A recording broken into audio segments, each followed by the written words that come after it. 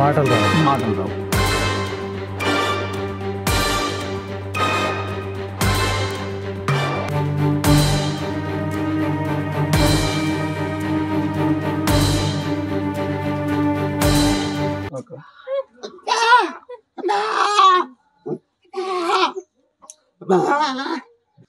లేదు అని కూడా ఏం పోవట్లేదు అంట, కళ్ళు అపడుతలేవు అంట,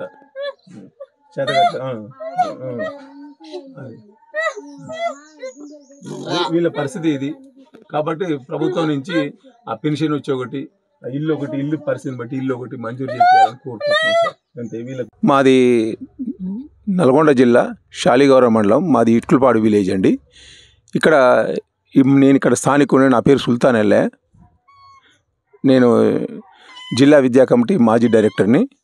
ఇక్కడ ఉన్నటువంటి పరిస్థితి ఏంటంటే, జిల్లోజు రాములు, పూలమ్మ అనేది అక్క తమ్ముళ్ళు ఇద్దరు.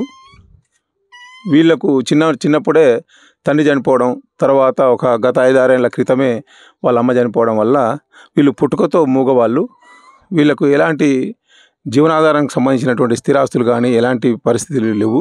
వీళ్ళు ఇంటి పరిస్థితిని చూస్తేనే మనకు అర్థమైపోతుంది. ఎందుకంటే వీళ్ళు చేతనైన రోజులు కూలినాలు చేసుకున్నారు. వాళ్ళ అమ్మతో పాటు పోయి వాళ్ళ అమ్మ తోడుగా ఉన్నప్పుడు రోజులు పని తీసుకొని వెళ్ళేది. వీళ్ళ భాష అర్థమైన వాళ్ళకే పనికి వెళ్తారు వీళ్ళు ఈ మధ్యకాలంలో వీళ్ళు అనారోగ్య స్థితికి వచ్చారు. వీళ్ళకి ఏవో 50-60 ఏవో ఉన్నారు.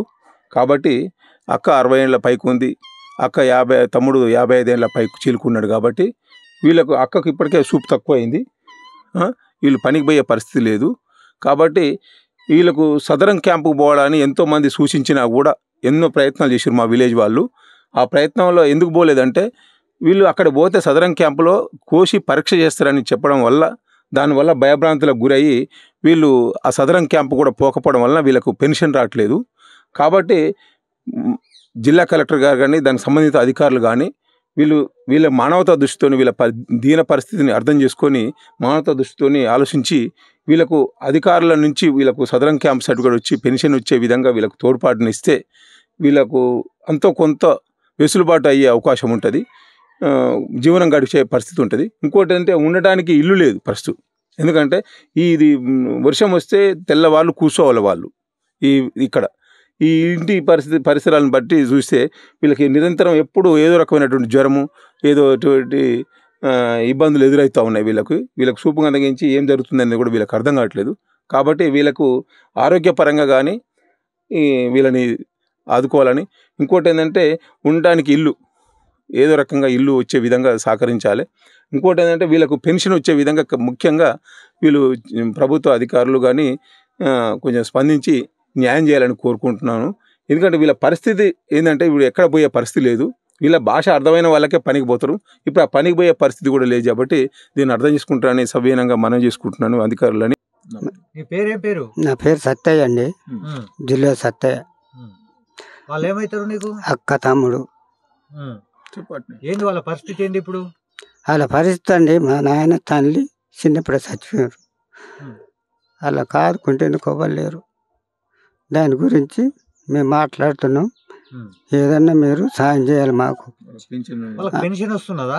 లేదండి, పింఛన్ లేదేం లేదు. అలా పింఛన్ లేదే లేదు. ఇప్పుడు ఆమెకు కూడా కళ్ళు పడతలేవు. వాళ్ళ జీవనాధారం ఎట్లా అంటే ఎట్లా వాళ్ళు? ఏదో మా అమ్మ ఉన్నప్పుడు అటు ఇటు తీసుకొని కూలికి పోయిందండి. ఇప్పుడు మా అమ్మ కూడా చచ్చిపోయింది. మా చిన్నతన తండ్రి చచ్చిపోయింది. మా పరిస్థితి అట్టుందండి. ఏం లేదు, ఇంటికి కూడా ఇల్లు లేదు, ఏం లేదు. మీరు ప్రభుత్వానికి ఏం చెప్పదలుచుకుంటున్నారు? ఏదన్నా మీరు సాయం చేయాలి మాకు. ఏదన్నా పెన్షన్ అన్న ఇల్లు అన్న ఏదన్నా సాయం చేయాలి, ఏదన్నా పెట్టాలి సారు.